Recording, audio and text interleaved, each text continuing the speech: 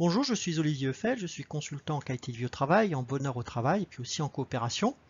Je suis l'auteur d'un blog qui s'appelle Les Verbes du Bonheur et sur ce blog, j'ai proposé un travail que j'ai réalisé et qui s'intitule 13 facettes d'une vie au travail qui peuvent contribuer au bonheur ou, si vous préférez, au bien-être psychologique. La première facette, c'est celle du plaisir. C'est assez contre-culturel dans le monde du travail, en particulier en France. Et donc ma vie au travail me satisfait. Je fais ce que j'aime. Et j'aime ce que je fais. J'y prends du plaisir, dans la joie de vivre au travail. Et globalement, je ressens plus d'émotions positives que d'émotions négatives. D'ailleurs, une étude économique a montré qu'une équipe efficace, dans une équipe efficace, il faut que circule globalement au moins 3 fois plus de feedback positif que de feedback négatif. Deuxième facette, c'est celle du sens, que je couple fortement avec le plaisir, et ça c'est un des enseignements de la psychologie positive. Donc ma vie au travail a du sens. Je me sens utile à la société dans une organisation dont je partage les valeurs qui sont cultivées. J'ouvre une parenthèse à propos de la culture des valeurs. Ce que je veux dire, c'est qu'il y a 3 aspects sur ce sujet. Le premier, c'est celui de la co-construction des valeurs, à l'opposé de valeurs qui seraient imposées par le dirigeant, par exemple, de l'entreprise. Deuxième aspect, c'est celui de la pratique. C'est-à-dire que les valeurs, elles sont effectivement pratiquées dans le quotidien, elles ne sont pas seulement affichées, et si jamais quelqu'un s'en écarte de trop, on est en capacité de le rappeler à l'ordre.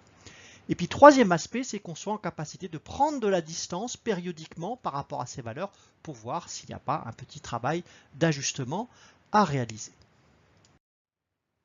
La troisième facette concerne une dimension absolument capitale, puisque d'ailleurs c'est notre capital premier, la santé.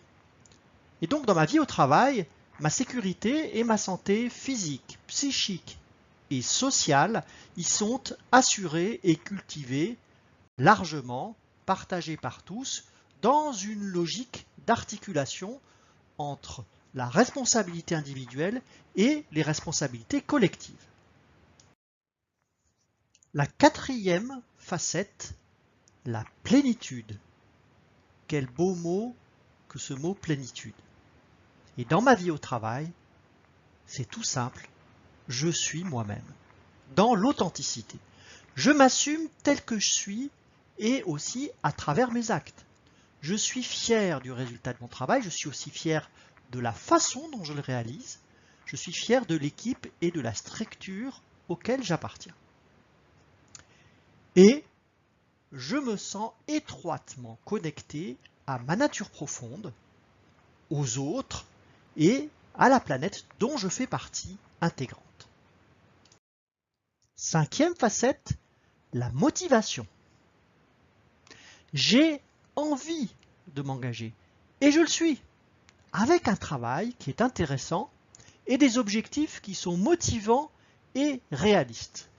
J'ouvre une parenthèse sur le réalisme des objectifs. Parce que si tel n'est pas le cas, alors il y a risque de surengagement ou de sous-engagement, voire de surengagement, puis de sous-engagement. Et le surengagement, on sait ce que ça veut dire. Le risque derrière, c'est l'épuisement professionnel, ce qu'on appelle maintenant le burn-out.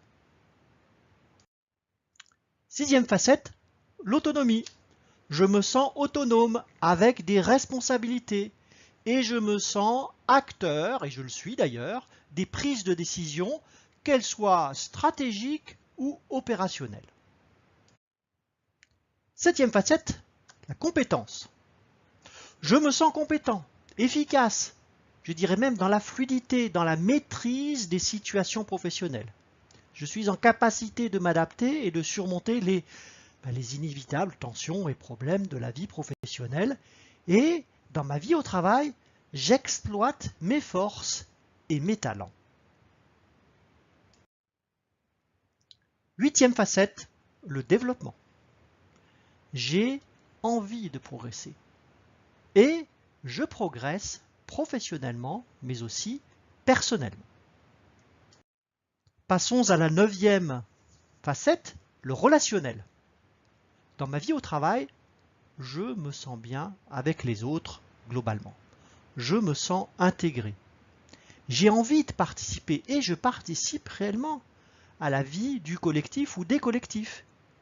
Et quelque chose de très important, c'est que je sais que j'ai quelqu'un ou plusieurs personnes, un collectif ou des collectifs, sur qui compter en cas de difficulté. 10e facette que j'ai appelée atmosphère. Alors vous allez comprendre en quoi c'est super important. C'est que dans ma vie au travail, je vais lâcher quelque chose de lourd là, c'est que on me fait confiance.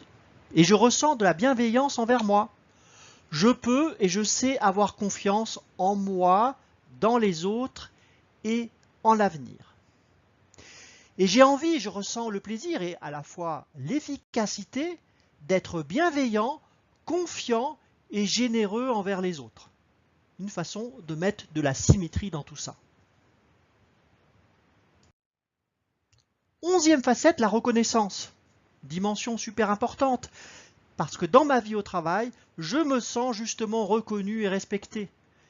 Je me sens justement reconnu et respecté pour ce que je suis, pour mes connaissances, pour ma fonction, mes compétences, mon engagement, mes résultats, que ce soit sur la dimension qualitative ou la dimension quantitative, et puis aussi sur mes contributions à la vie collective, dont mes actes gratuits. J'ouvre là aussi une parenthèse sur les actes gratuits. Je vous donne 3 types d'actes gratuits. Le premier, tout simplement, quand j'aide un collègue. Si j'aide un collègue, bon, c'est pas dans mon contrat de travail, c'est un acte gratuit. Deuxième exemple, quand j'assume une fonction informelle, par exemple, c'est moi qui m'occupe de, vous savez, ces machines à bureautique façon couteau suisse qui font photocopieuse, imprimante, scanner, etc. Bon, ben c'est moi qui m'occupe. Quand quelqu'un ne sait pas faire une photocopie recto verso, c'est moi qu'on appelle. S'il faut changer le toner, c'est aussi moi qu'on appelle. Si jamais il y a un problème avec la maintenance, voilà. Troisième exemple, j'arrive le matin, c'est toujours moi du premier qui arrive. On a une cafetière, je mets en route la cafetière. Bon, pour tout le monde, et d'ailleurs ce qui est assez piquant, c'est que moi-même je ne bois pas de café, je bois du thé. Voilà les exemples d'actes gratuits. Et là aussi on va mettre de la symétrie, c'est que je sais apprécier et reconnaître ces mêmes dimensions chez les autres. Avant-dernière facette, le revenu. Mon revenu du travail me permet de vivre décemment avec ma famille. Ça, c'est le premier aspect. Et le deuxième aspect, c'est que mon revenu du travail me semble juste par rapport à ma contribution. Bon, puis quelquefois, comme on raisonne aussi par comparaison, il me semble juste par rapport à la contribution des autres. 13e et dernière facette, l'harmonie. Ma vie au travail est en harmonie avec les autres sphères de ma vie, au pluriel, que j'ai envie aussi de vivre pleinement. Voilà, c'est ainsi que s'achève ce panorama. Vous retrouvez regroupé ces 13 facettes sur une seule page sous forme de carte mentale. N'hésitez pas à la partager autour de vous. Pour la retrouver, c'est simple, vous allez sur le blog Les Verbes du Bonheur et vous retrouverez assez facilement l'article qui met en éclairage ces 13 facettes avec un diaporama qui est associé. À bientôt.